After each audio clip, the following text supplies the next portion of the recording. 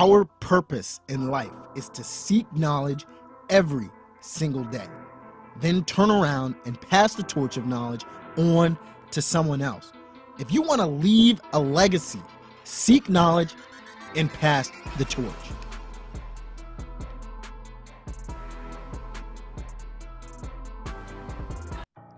All right, on today's episode of Pass the Torch podcast, we have Roosevelt Muhammad, who is the founder, president, and CEO of Time ER, human relations consultant firm, leadership, and educational center. It is a 501c3 non-for-profit incorporation. Roosevelt Muhammad, as we said, is the founder and president of his consultant company, Time ER, NFP Inc., showcasing him as a leader, an educator, author, businessman, experiential-based expert consultant, fatherhood trainer, life skills coach, and speaker who delivers challenging, motivational, and inspirational presentations, workshops, and seminars on leadership development, raising the bar on performance, organizational behavior, health and wellness, diversity, relationship building, pro-social behavior, and cultural competence throughout the country and globally, to corporations, professional associations, community groups, high schools, colleges, and universities. Before relocating to Georgia, he was a former assistant dean of students and adjunct professor in the School of Business at Oswego State University in New York State for 20 years. He is just an incredibly accomplished man who's also very humble and easy to talk to. He has a distinguished business career. He works as a life skills coach, has hosted seminars, written books, is big in the education field, and it was just amazing to have him on Pass the Torch podcast. I'm super excited to have everybody listen. I hope you brought your torches because things are about to heat up. Let's go.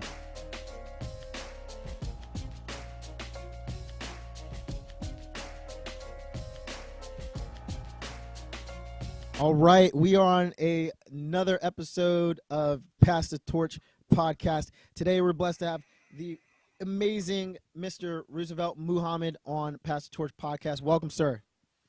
Welcome. Thank you. Appreciate it. Humbled and honored to be a part of this show. Thank you, Levante, for having me on the show. And also, shout out to Rashad for also giving me the nod to be on such a great platform. Thank you. Absolutely, Rashad. He gives you just the highest of praise and accolades. Definitely. Humbled and honored. The first question I ask every single guest on Pass the Torch podcast is, what is their why for their business or their venture? What made them start on that journey in the first place, and why do they wake up every day with that purpose? The why for me is a very great question. One, my business, Timer Human Relations Consulting Firm, Leadership and Educational Center, is designed around my why. I want to be involved with answering the why to my life and the why to the community that I live in. Timer, in short, for the acronym, means total involvement moves everyone and everything responsibly in time. From a synergistic approach, that means that the whole is always greater than the sum of the parts. From a mathematical axiom standpoint, that essentially means that the whole is always greater than the individual part. So in life, I can be involved with anything in life, but if the goals and the objectives of that experience are to reach a certain outcome, achieve or complete something, as long as I concentrate on the whole being greater than the sum of the parts, I'm likely to achieve the goal. And that essentially means that there could be hiccups and issues along the way while trying to achieve the goal. But the whole, again, is always greater than the sum of the parts. And then if there's an individual that may impede or hinder or cause some obstacles for me, from the mathematical axiom standpoint, the whole is always greater than the individual part. So I got to make sure I minimize the distractions in order to get to the goal. And I think in life, my approach in service to humanity, or my slogan for Timer Human Relations Consulting Firm, is we make a commitment to serve, but we can't guarantee the outcome. We're just in it to help problem solve. As we do that, problem solving requires compliance and a commitment on the part of those that we're trying to serve. And that goes for me as well. Wow, that is incredibly deep. You use, it seems like mathematics and philosophy all in one to really inform people of how they can achieve their goals and just be successful. That's incredible. Absolutely. See, process is key. Process involves creativity, critical thinking. Process involves completing something that we say we're going to do. Process involves measuring it, evaluating it to see if it's doing everything that we say it's going to do. An example, for example, is if we like driving vehicles, someone had to create it. Someone had to complete it. And then in that measuring, we get in the vehicle or someone tests it for the evaluation. They're measuring its capability. Even when it's going up a mountain, it's measured to see if it can do that. As a result of that process, then you get to guidance. You can guide it, and the Cadillac of yesterday is not looking the same as it is in 2019 or 2018. It's the new Cadillac. But over a period of time, because they created it and they completed it, they measured it and they could add to its substance and its value and its capability. So we've always been able to see a new model roll out over a period of time. And they guide that process by saying, we want to be competitive, so we must still keep putting the time in. So process is key in anyone's life, and process is key in order to achieve the goal.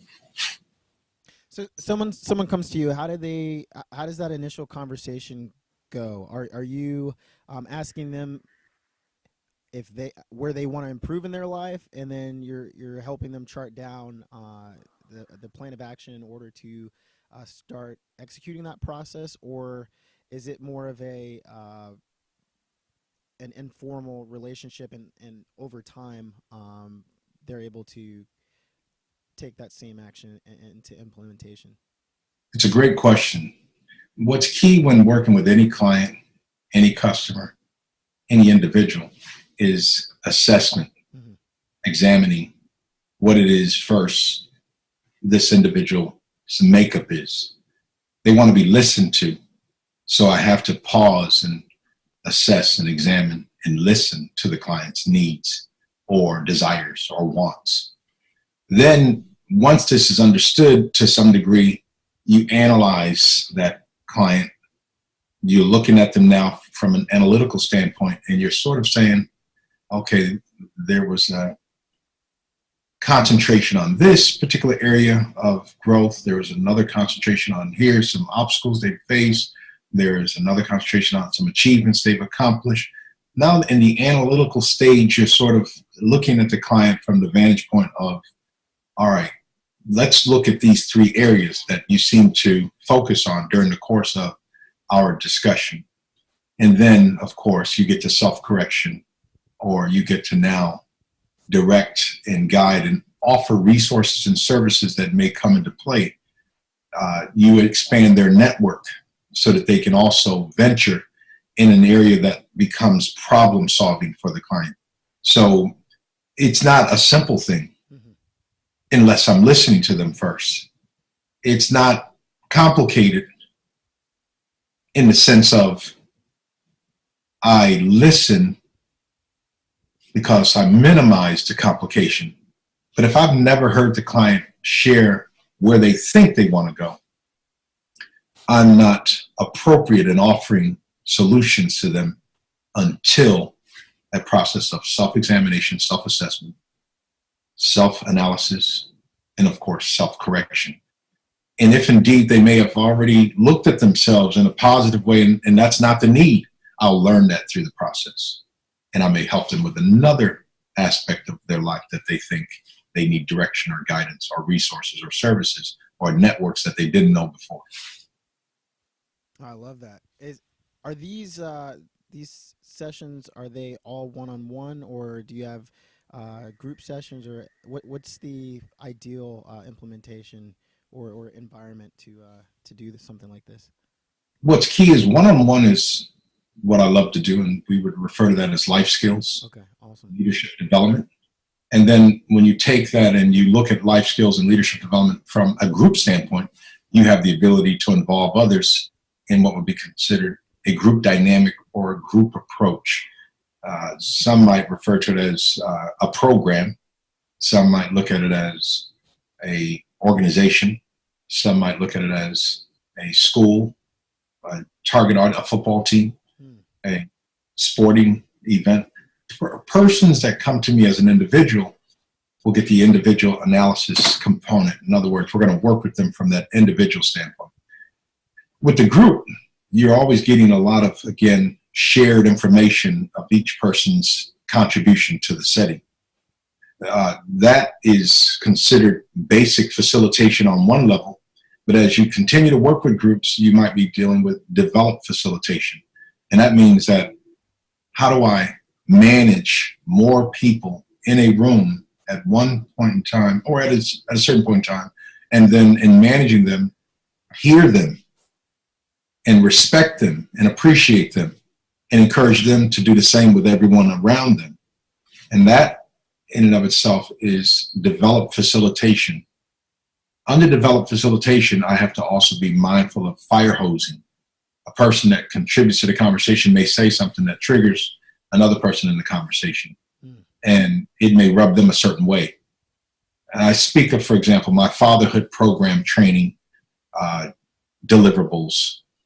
They are bringing fathers into a program setting for my Dads of Metropolitan Atlanta Fatherhood Program. If I'm involved with my fatherhood program for Clayton County government, Healthier Generations Healthy Start Initiative, which Rashad was a part of, then I'm dealing with, again, packages of individuals coming to a setting to get information, to learn, to grow, to be more responsible, to strengthen family resiliency, to try to grow as an individual. But at the same time, the group grows. If I meet you and it's a 6-month program cycle and I'm introduced to you, retention is key. Do I see you 6 months later for graduation, which is an indicator of completing a program, not completing what it is you're involved in. That's lifelong. Right. But what I'm getting at, though, is this, and that is in the approach on how we handle people, we actually have to think it through, listen carefully, minimize fire hosing, because information sharing is going to trigger certain things. And one of the key pieces and challenges is a person may talk about how they, with responsible fatherhood, how do they discipline their child? And based on the person's level of development and where they grew up and how they grew up and what happened to them, they may say, I discipline this way. But the response may trigger a fire hose. And there's somebody in the group that may say, you know, you shouldn't do that. You're going to get in trouble. But that's not their job at that point in time, to fire hose. Right. Person's only feeling like they can share because the environment has been created, or we create an environment that's conducive for the population to share.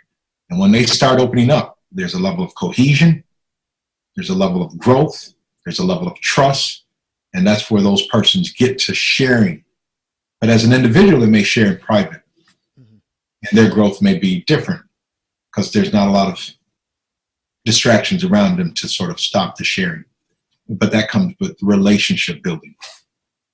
Yes, sir. No, I mean, first of all, you're doing incredible work, and this is rigorous work. This is hard. How do you prepare yourself for doing work like that? What are the requirements and prerequisites to be able to do something like this? I mean, this is very intimate in people's lives and has very, very long-lasting effects afterwards. But what prepares you to go into a field like this?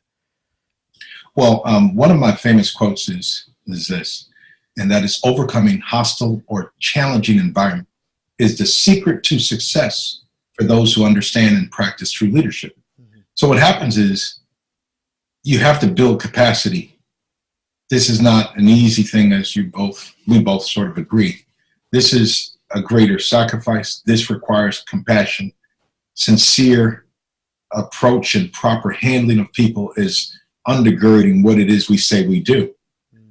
What that means is that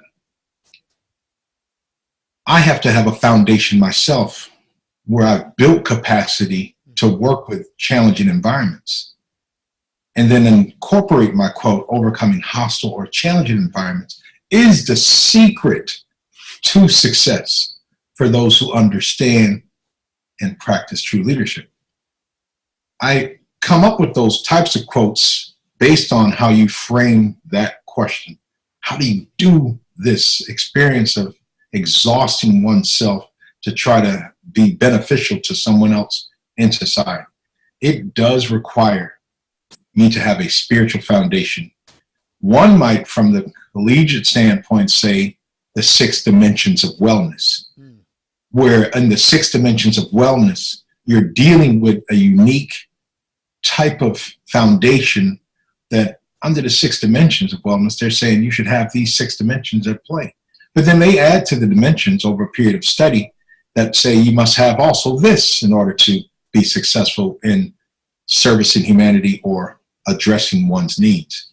So the foundation is, how strong is your foundation? Can in fact you survive your circumstances that are placed before you, and of course be beneficial and resourceful to someone else in need? To qualify, you got to do those things. Yeah. And when I say qualify, that essentially means that it's an ongoing process to qualify. I can't arrive and get stuck on, I've arrived, I'm here, I'm there. I don't need to learn anymore. I'm a student for life. And that also means that I should approach my client in the same way. Their long-lasting experiences and the outcomes and the application and the practice of what they learn when we're engaged is designed around, again, the essentials of you're a student for life. You're constantly learning. And that is housed in the spiritual part of the 6 dimensions of wellness, because my spiritual foundation adds to why I'm the person doing this type of work today. I love it. I love it. What was going back into 2018? What was one of the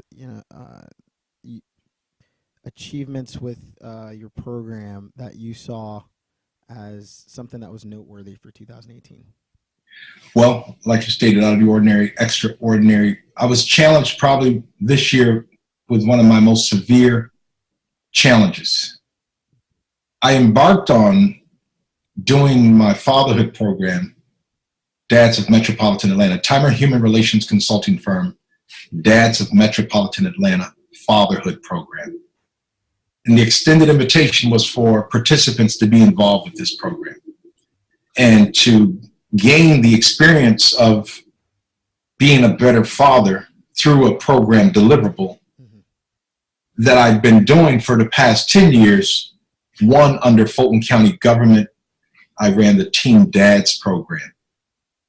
Under Clayton County's Healthier Generation Healthy Start Initiative, I ran and run their fatherhood program. They phased out the Teen Dad program of Fulton County government, and they chose to call it an end to it. We were at that time close to 800 plus dads who had experienced the program over the course of 8 years. Then I continued to do it as a consultant for Timer Human Relations Consulting Firm in a contractual manner for Clayton County Board of Health. In the evenings, which is a key part of the best practices to reach your audience, you gather the group, provide them with a meal during the dinner time window, and you, of course, try to move the dial forward for them to enjoy an experience of embracing fatherhood because they're a dad for life. Absolutely. All I have to say is this. I said Timer Human Relations Consulting Firm must try to do this independently with support from a funding source.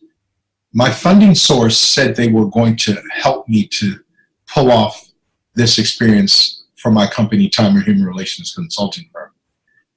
They, in return, awarded me, as they stated, the opportunity through literature, through writings, meaning corresponding letters of you've been awarded. And as I began the program, the funding was not released. And the question was raised, should I do the program? As it was raised, they said, we never told you to stop doing the program. Do the program.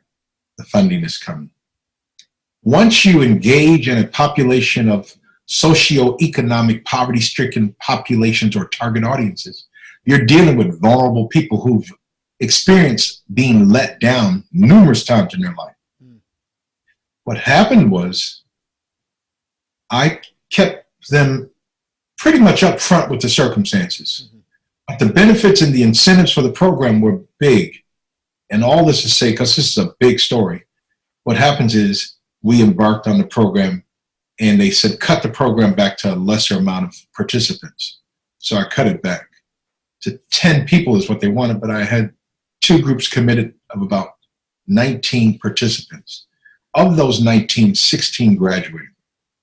1 went back to jail, 1 relocated, 1 had to drop off because of employment opportunity.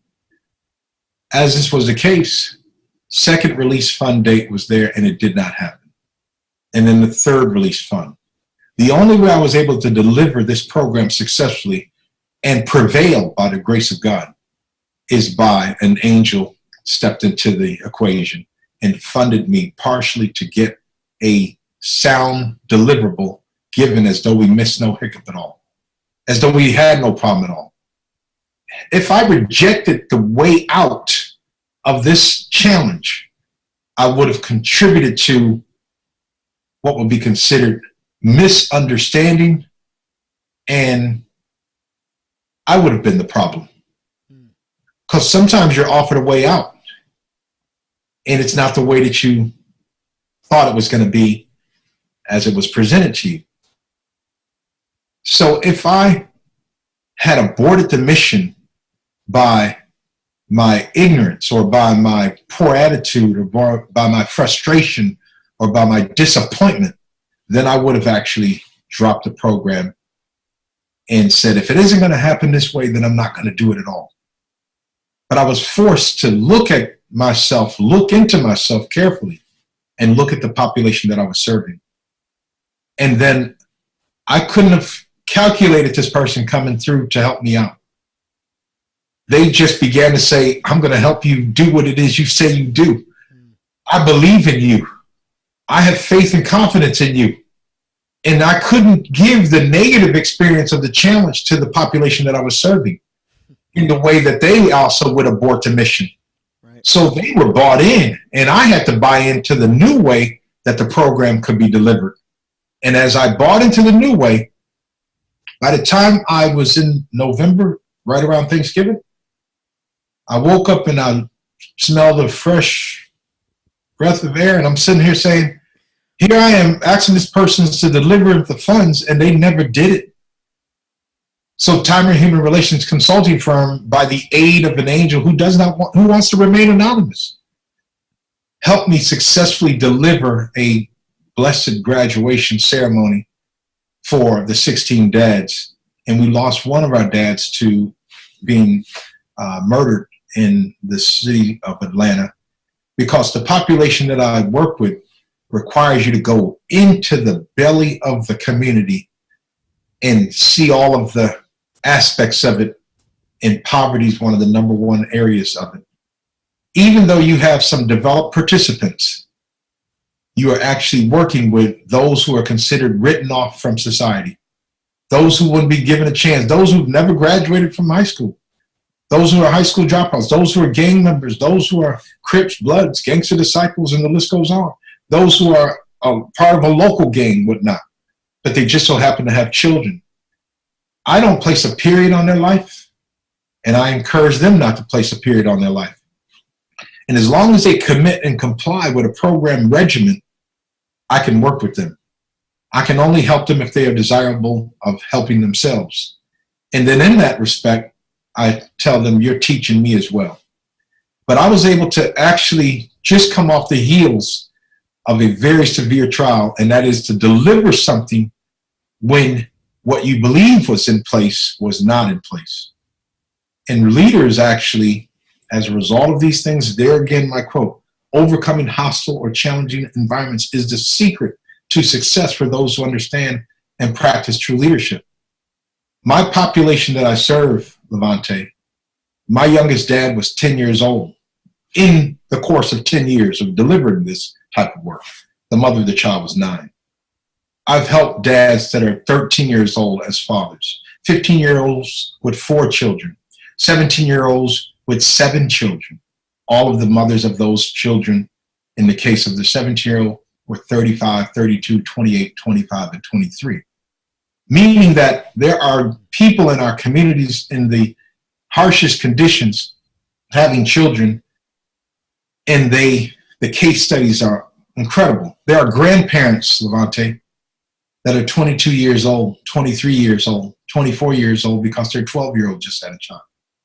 So I'm a very passionate person about this work, but I'm in touch with the cases because I go into some of the very, very harsh parts of our community to recruit and bring dads to this opportunity. There is no mandate for the dad to be in the program, but we have graduated over 1,000, nearly 1,000 successfully, over 1,000 served since 2009. And my background was 20 years as an assistant dean and adjunct professor in the School of Business for 20 years, working first at Alfred University after grad school, and then at Oswego State University. I resigned from that to relocate to launch Time and Human Relations consulting firm, Leadership and Educational Center, because I believe I have something to offer. I have to stay committed to what it requires to offer service to humanity in what would be considered a sincere manner. I have to remain consistent. Again, community members have been let down by so many people.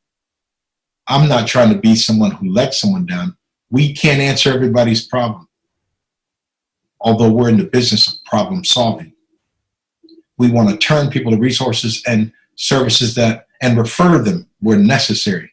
Because again, we may not be the immediate answer, but their answer may be within our network and in our scope of service where we bring them to a problem solving opportunity.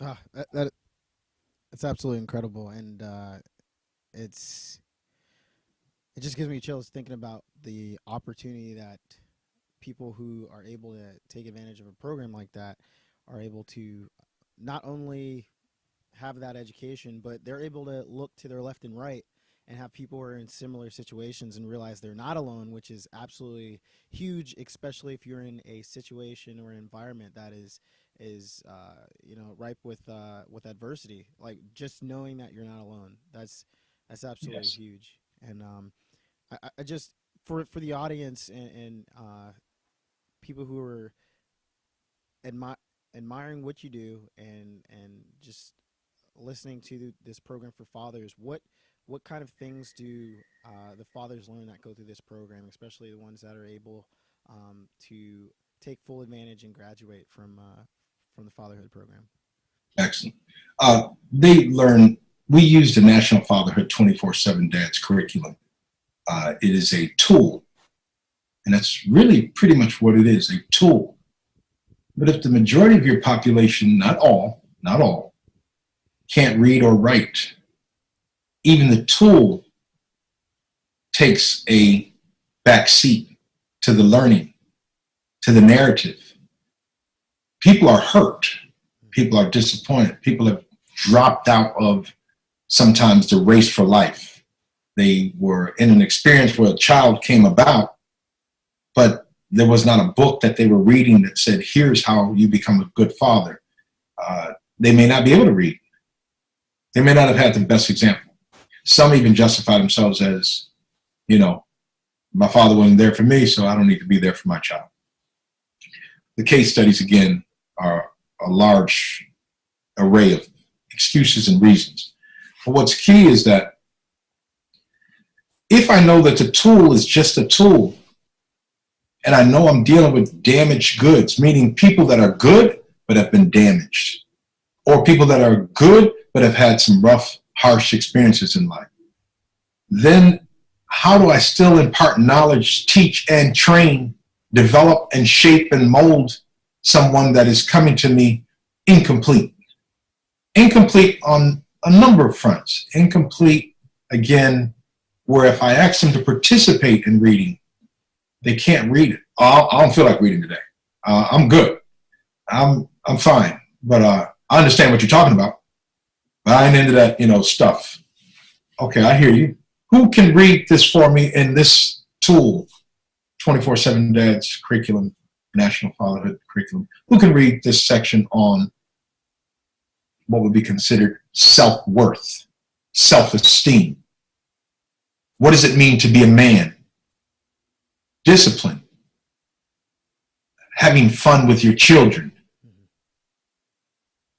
Remember a time when you had your first experience with your fathers as a role model.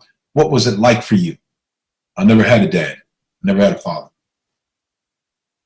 Who was in your life that may have fulfilled that role? That would be my uncle. My uncle, he was, he helped me a little. He took me to the baseball game. He took to the park a few times. Other than that, my mom raised me by herself. What you're learning is that not everybody demonstrates stable environments or experiences. But for the participant who's going through that, they may believe that everybody else has a stable household. Even though they know there's a few friends they hang out with that are also from single parent households, they too try to gravitate to what they believe is some level of stability. And sometimes that's the game. Sometimes that's the local organization that they're part of. And the list goes on. Sometimes it's crime and I'm in jail often and I'm a repeat offender. So when you're dealing with the dynamics of the community that you're trying to serve and you're trying to reach them, their buy-in to a program is largely based on the relationship they establish with the facilitator. If I'm appealing, I keep them around. I cannot waste their time. I cannot waste their time. So one of the orientation statements you give to this population is, I'm not here to waste your time. You may not trust me, and I may not trust you. That's okay. I have to earn your trust. You have to earn my trust. You don't know me, and I don't know you. Over a period of time, if you stick around, my job is to make it worth your while. My job is to build on what we currently have and make it greater if you stick with me and I stick with you. So you keep reinforcing this in week 3 and 4, in month 3, month 4. And then you say, why quit? Why run from help? Why give up on yourself? Why not complete this and walk away with a certificate of completion? Why not let me be your recommendation or your reference for future opportunities? Let me help champion your future because I'm now a part of your network. And those that I bring to you, resources and services that you wouldn't have ordinarily known about, why not allow me to help you get those networks also to benefit you in your future? Slow down, pause, stop for a moment. There's 168 hours in a week. I get to see you for 2 hours in that week. I don't control the 166 hours that you're away from me. You're going to get drawn back into what you do each week. Sometimes there's no food in the refrigerator. Sometimes I'm in an abandoned home for my shelter. Sometimes I'm homeless and I'm sleeping in the park on the bench. But you make it to your class. I've had dads who have had major injuries to themselves go to the emergency room, make it to their class religiously. And then you have to tell the participants, if you violate your probation while you're in my program, and if you violate it and you're locked up for 30 days, you come back to your program. We don't close the door on your hiccup or your issue or your concern. You come back to your program.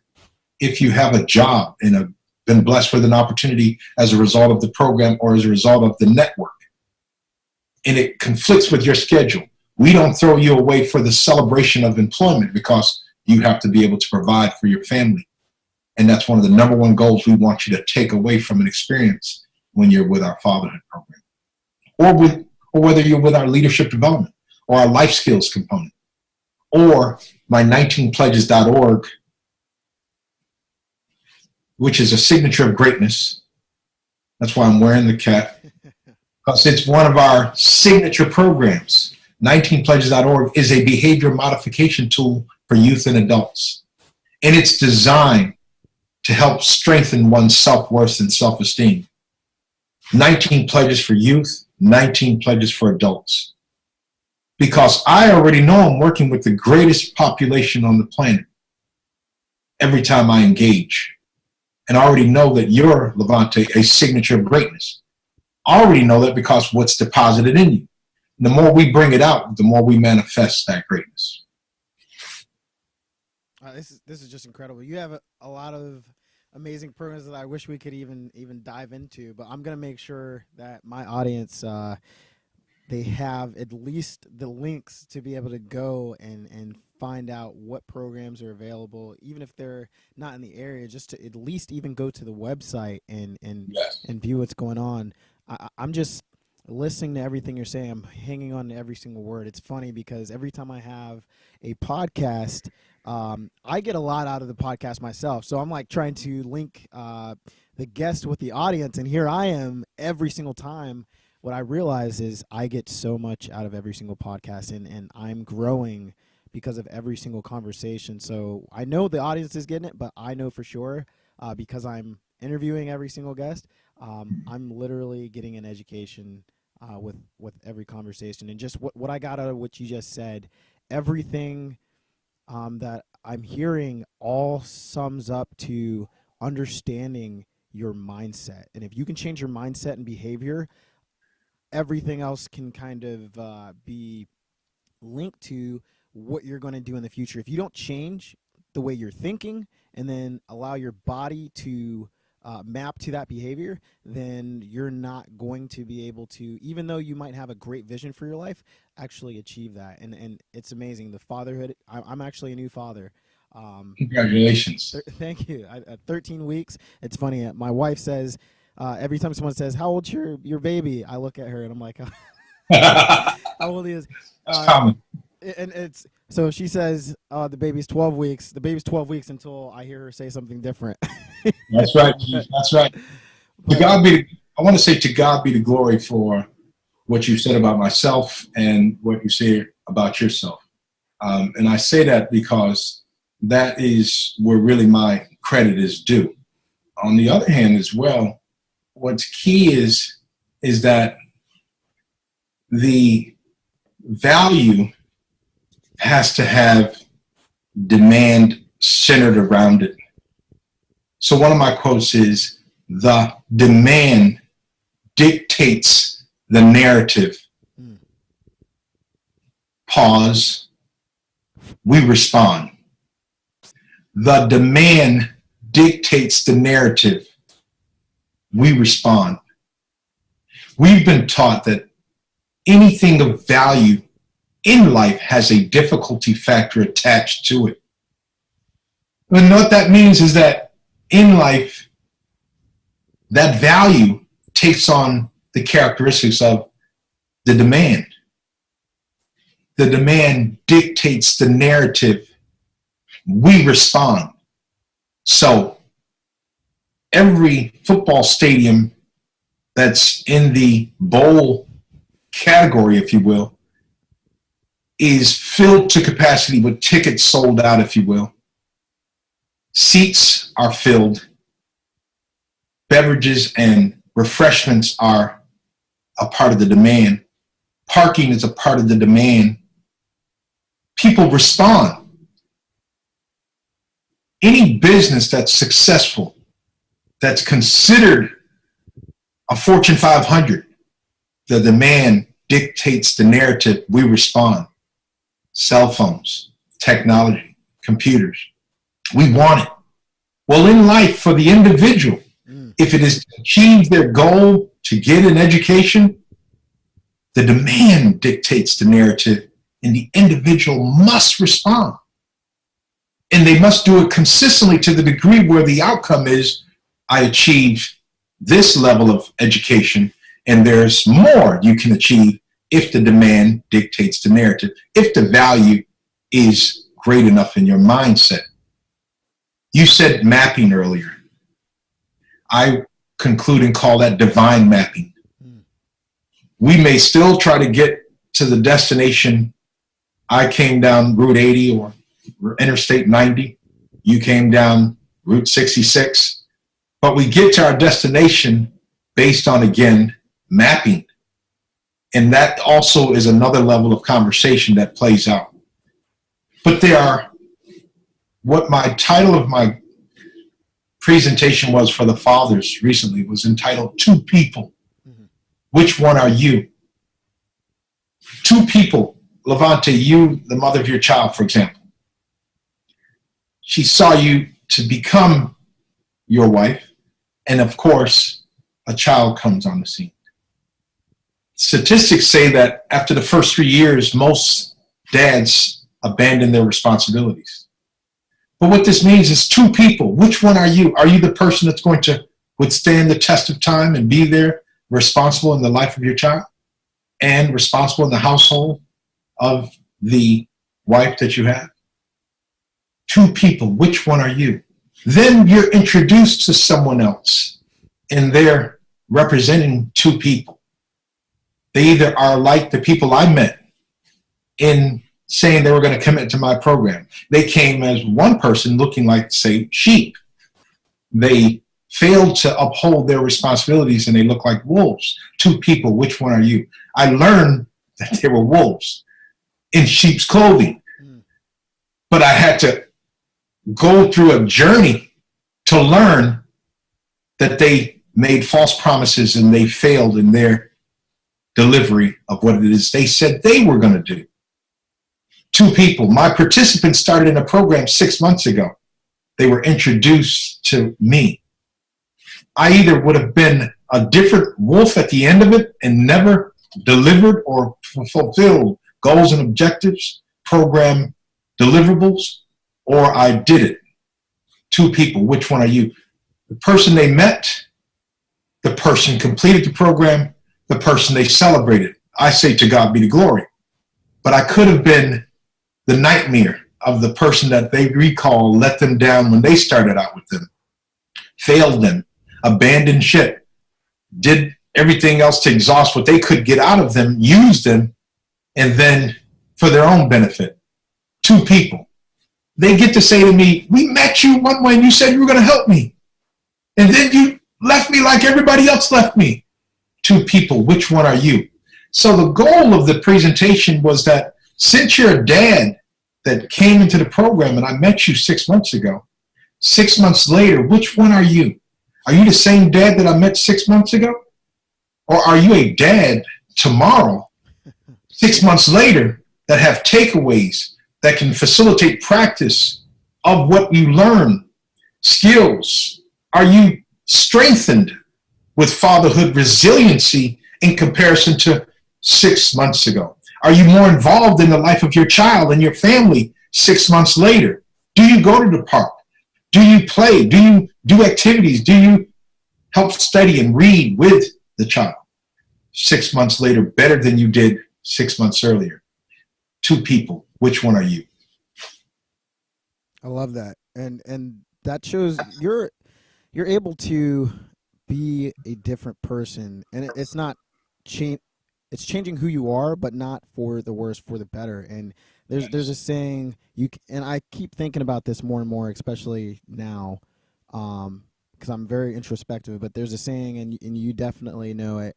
You can't teach an old dog new tricks. And the reason why I hate that saying is because people use it as an excuse. And the thing is, we as human beings are not dogs. We're special in that way that we think, unlike any other animal that's on the planet, we are able to envision something and literally create. We're alchemists in that way and create it from scratch. So in the aspect of fatherhood, you can do the same thing. If you came from a household and yeah, I was adopted. I was lucky and blessed to have a father who was around and who did take the time to interact with us.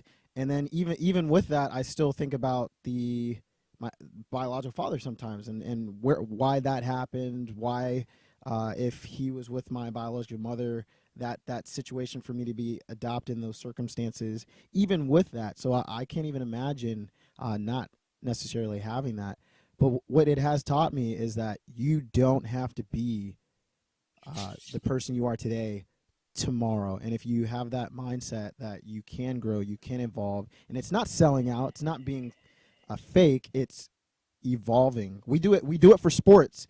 You were Yes. using the example for football, right? Like, we Yes. celebrate athletes who when they were rookies, they were this level, and when they're at the Super Bowl, they're this level. But for some reason, when we talk about the regular everyday things like being a father, we don't celebrate, well, you were here now and you're this now, when we should, because that's Right. just as important, if not more important, to the foundation of our society as a whole.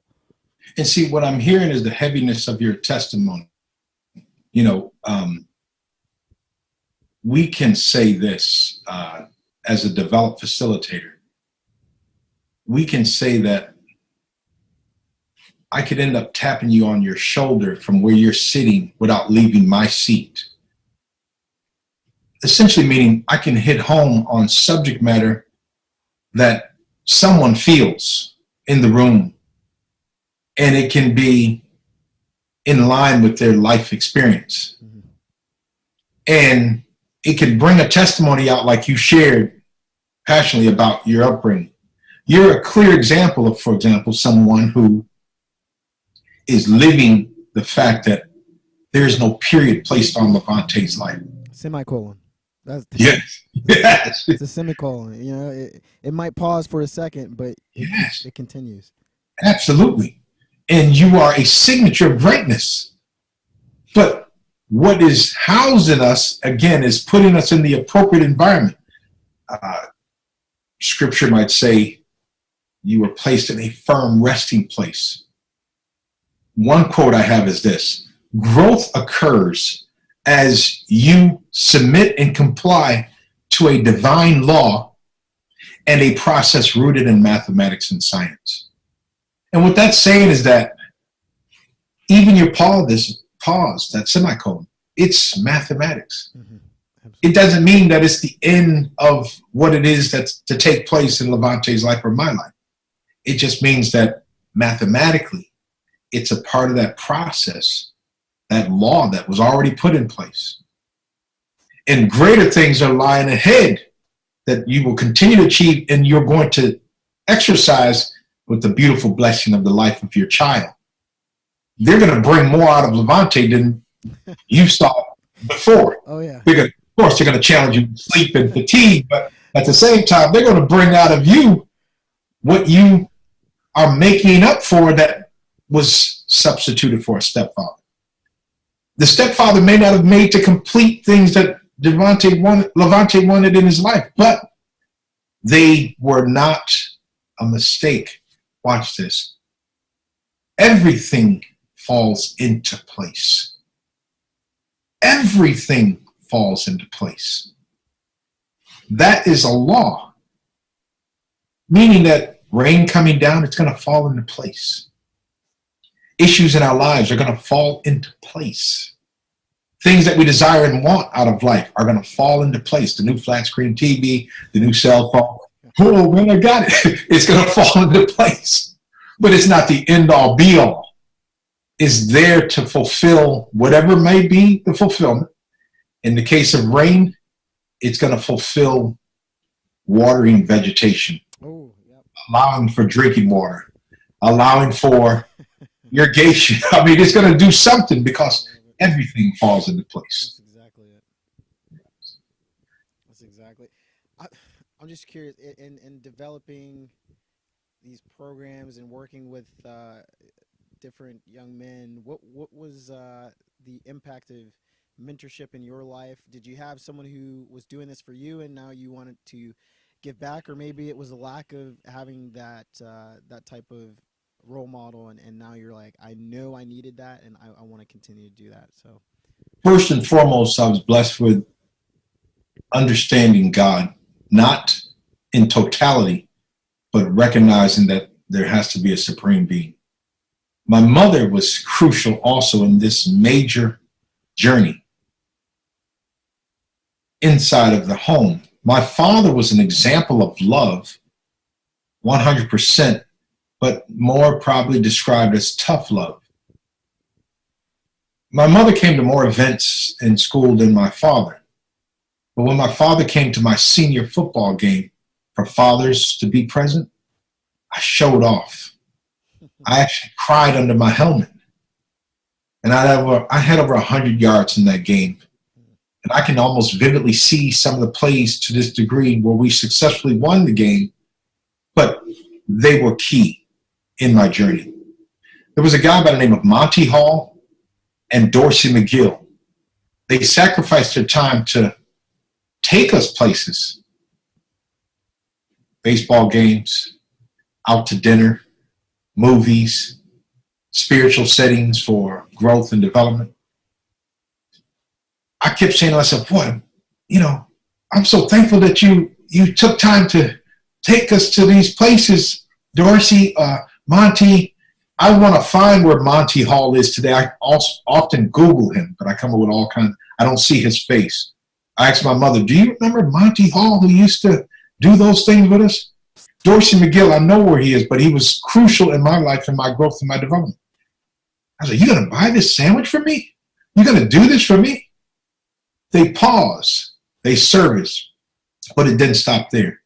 It evolved over a period of time in college as well. But prior to that, my coaches, Tom Nowak and Charlie O'Gene for football, were crucial in my growth and my development.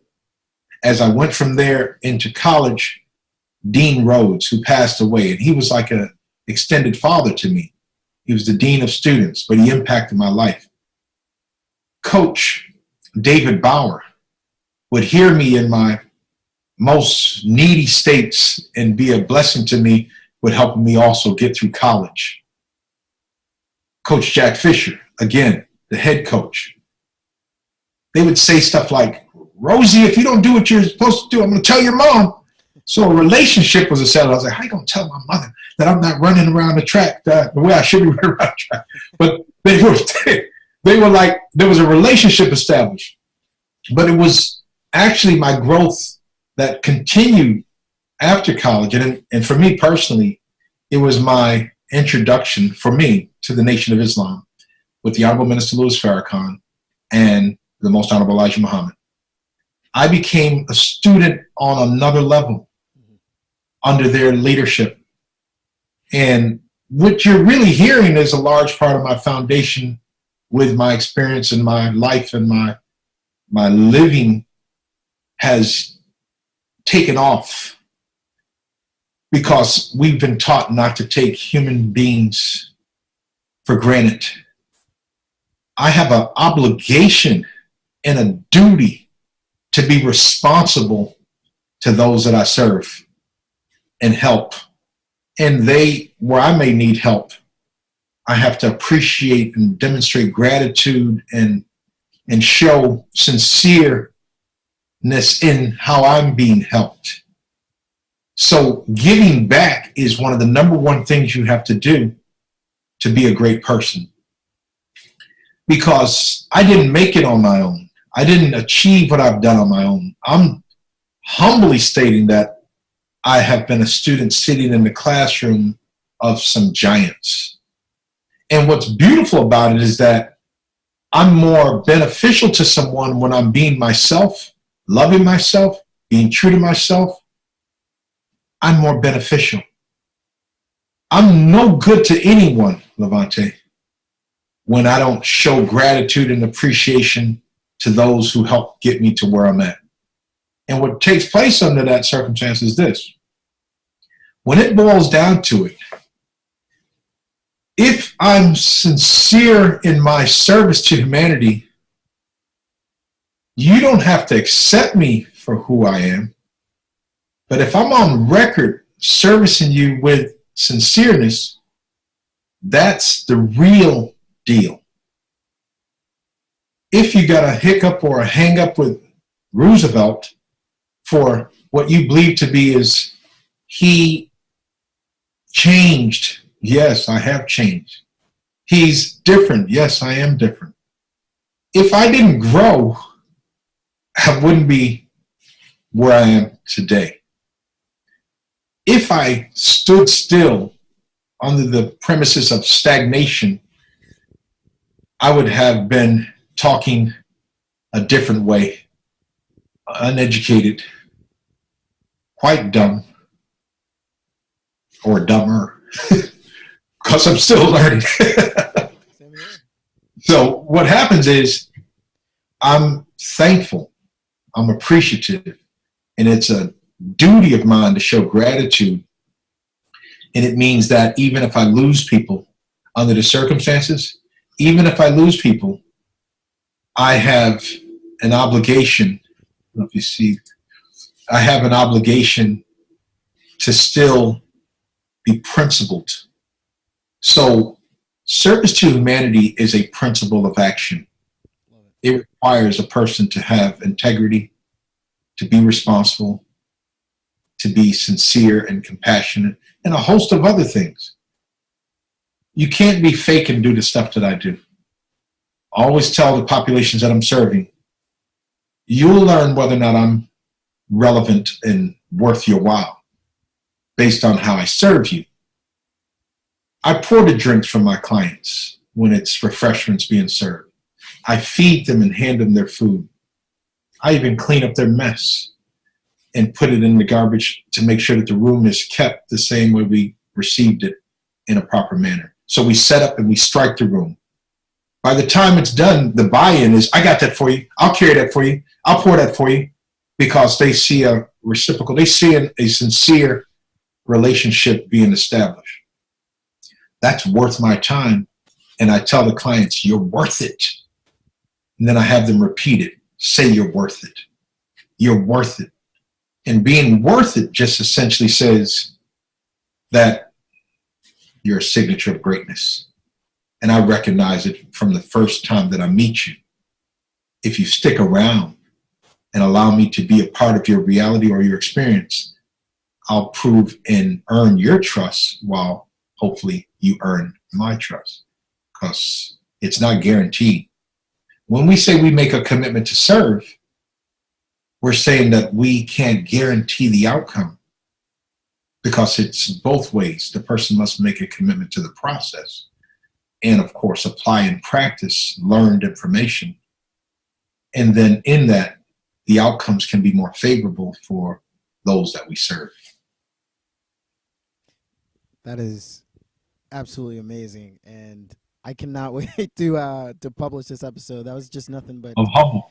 To God be the glory. The value, 100%. This is it's deep. It's, for me, it's actually, it hit home. I will say that with a lot of episodes, I get value and knowledge, but for this one, it's a lot more personal and in a good way. And it's I'm just every day reflecting, and that phrase is huge. I'm worth it. Like, yeah.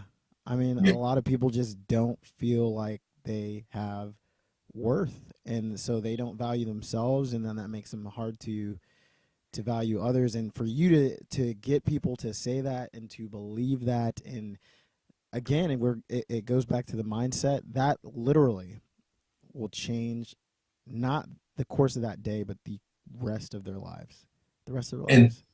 And to God be the glory. Here's what's key. I always give this to my new clients, customers, relationships. And I'll say, under the term we hear help, the person sort of indirectly and directly is saying help is needed when they buy into a program. So I say to them, imagine running from help, and then picture what it would look like if you're running from help. So I give the illustration of a person in the running stance, and I say, what does this person do when they look like this? Right. And they're saying, well, it looks like they're running. Then I say, imagine that person getting, after running to a certain corner where people are around, and they're bent over and they're huffing and puffing. And as they're huffing and puffing, people start to say, what's wrong? What are you running from? And then the person does this. I'm running from help. I'm running from help. People are trying to help me back there. They look silly, the same way you reacted. They look a little out of place, awkward. Why are you running from help? Most people say, I want help, but don't comprehend help when it comes. They actually, I didn't want the help to be like this. I didn't know I had to. It could be simply giving food away for Thanksgiving or for the holiday season or gifts. And a person will be like this. Are you going to bring it to me? How you expect me to get it? Or, how am I going to get downtown to get it? Well, didn't I just see you on public transportation the other day? The point being is that help is misinterpreted. A person knows they said they wanted gifts for the holidays, but they create an obstacle on how to get it when the box is waiting with their name on it. A person says, we don't have no Thanksgiving dinner. Okay? We're giving 25 boxes out with 25 turkeys, and they're going to be available to you, but you have to come and make your way because all of my staff is going to be here at that location, and we can't distribute it, but people have to come to our central location. And people misinterpret help. They will be like, I don't know how to expect me to get the food. I need the food. Well, there are ways to still get them the food, but if I misinterpret help, I asked for help down there. Did they get you what you asked for? Yeah, but they want me to come get it. Some effort has to be made on the part of the person that says they want help. Right. I want to get a better education, a 4-year degree, a 2-year degree. Nobody's going to hand it to you. There's criteria, there's curriculums, there's syllabus. There are things that are considered the requirements to achieve the said 2-year associate degree or the 4-year or the high school diploma or the GED. So when you're running from help and people start to say, what are you running from? I'm running from help. They're trying to help me back there. It's humorous, and they all laugh when they hear it. I said, so if you leave this program, if you abort the mission, if you throw in the towel, if you give up on yourself, then that which you said you wanted, help, you just threw it out the door. But if you stick around and engage in the process and commit to the process and comply to the duties, the responsibilities, the rules, the regulations that come with this help, this regiment, we can see an outcome that's going to be favorable compared to where we were in the beginning. I've seen people with felons get jobs. I've seen people, because I've helped them through the process, to be considered palpable to an employer who gives them a chance. There are models out there that exist as well that give people a chance. But there's a lot of people that say, we can't take you because society says I can't take you. Policies and procedures say I can't take you. Rules and regulations say I can't take you. But you're worth it. So we exhaust all possible ways, opportunities to address the needs, or we turn them over to resources and services, or we refer them to that which may be the solution. I deal with a lot of substance abuse, mental health issues, and the list goes on. I deal with a lot of issues where someone is in need of help on another level. I won't go into the details of that. I work with the Office of the Public Defender for Fulton County Government. I'm an alternative sentencing and mitigation specialist, but help is needed in order to change their situation. And if I'm not compassionate about helping them, I'm the wrong person for the job. If I'm not compassionate about Time or Human Relations Consulting Firm or 19pledges.org, I'm not the right person to be shepherding this created business plan platform that I have put in place. I have to step away and let those who are compassionate about what it is they say they do become the real help. But because I believe I'm made for this by the grace of God, there's a key part of me that has to be manifested somewhere, somehow, some shape, some form in how I involve myself with the life of those who are in need. That is amazing. We're I'm moving on. To God be glory. we're at already the end of the podcast show. And I'm like, I could talk to you forever. I'm humbled. Thank you, brother. Wow. Mutually. Absolutely. You do an excellent job. You're bringing a lot out of me. It's amazing. I'm just nothing but value, and this is the first conversation. We'll set something up for the future, definitely, and we'll touch base again. We're at the pass the torch portion where we've arrived at the time in our program where our guest, Mr. Muhammad, has a minute, and it doesn't have to be a full minute, to pass the torch and leave a legacy. We all know that a mentor is a person who's achieved a level of success that we desire and can effectively guide us to success as well. Based on the success you, Mr. Muhammad, have achieved at this point in your life, if you could pass the torch and leave a legacy message to yourself or someone in a similar situation, how would you pass the torch in 1 hot minute? 1 hot minute, one of my quotes is vision plus 1 step at a time equals results. I saw myself growing from humble beginnings on a dirt road in Elba, New York. And they used to say, you can say Elba spelled backwards, able. And that meant something personal to me because growing up on a dirt road with no running water and a humble beginning meant that Roosevelt was able, with the aid of his mom who loved him and father who loved him. Love was at the center. But it produced a vision, and it required 1 step at a time to facilitate results that were favorable for me to pull myself up out of my condition and into a better condition. Education is crucial. The root word of education is edukra or educo, which means to lead one out of and into a better condition. In my blessed journey, I was told that I may not make it in high school and in college, but my teachers in the environment at Elba Central School helped me greatly. But then, because vision plus 1 step at a time equals results, I was able to go on to undergrad and complete 4 years, become the captain of the football team, and also start all 4 years as a running back and try out for the pros. And then from there, I was blessed to go on to grad school, where I came in under special student status, meaning you had to prove why you should be there. And I did a 2-year master's in 1 year. Vision plus 1 step at a time equals results.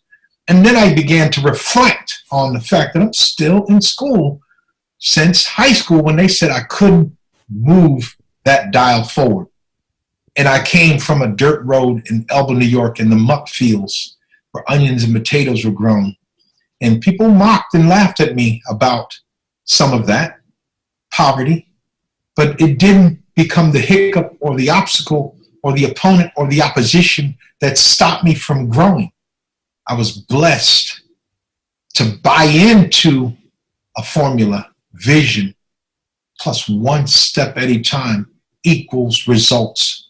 And so I'm living, although still face-to-face with struggle, although still face-to-face with anything of value has a difficulty factor attached to it, I'm engaged in a process where I'm striving every day not to abort the process, not to throw in the towel, not to give up on myself. And I have to tell others the same thing, that they're worth it because God saw something in me that was worth it. And there's where I could say, pass the torch, that just because you are in your current circumstance, it doesn't mean that it's the period in your life. So long as I'm breathing, opportunities, challenges, accomplishments, experiences can still be that if indeed I don't give up. It doesn't mean that there won't be hiccups. It doesn't mean that there won't be issues and problems, it means that if the scales of balance are in my favor where I'm trying every day, let that outweigh the negative stuff and let it be concluded with, I'm worth it. So, keep pushing, keep working, keep striving, because faith without works is dead. I love it. We had a value-filled episode of Pass the Torch podcast with Mr. Muhammad. We're going to make sure we put all the websites and programs in the show notes so that when you are able to not only listen to this amazing episode and hear just the insane amount of value that was passed in this episode and digest it. And I would actually say listen to it twice and then listen to it again because you're probably going to get something each time that you listen to it. But you're going to be able to go back and check out those resources as well. And we're going to have those in the show notes for everybody. And that's it. This has been another episode of Pass the Torch podcast with Levante Santos and Mr. Roosevelt Muhammad, reminding you to seek knowledge and pass the torch. Indeed. Pass the torch. Yes, sir.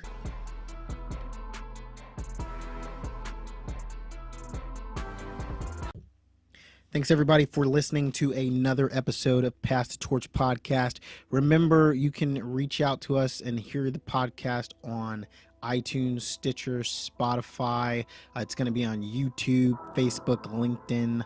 You can check out all of those social media channels and listen to the podcast anytime. So make sure to do that. And if you really liked Pass the Torch podcast, please give us a review. It helps us as we continue to seek knowledge and pass the torch. Thanks, guys.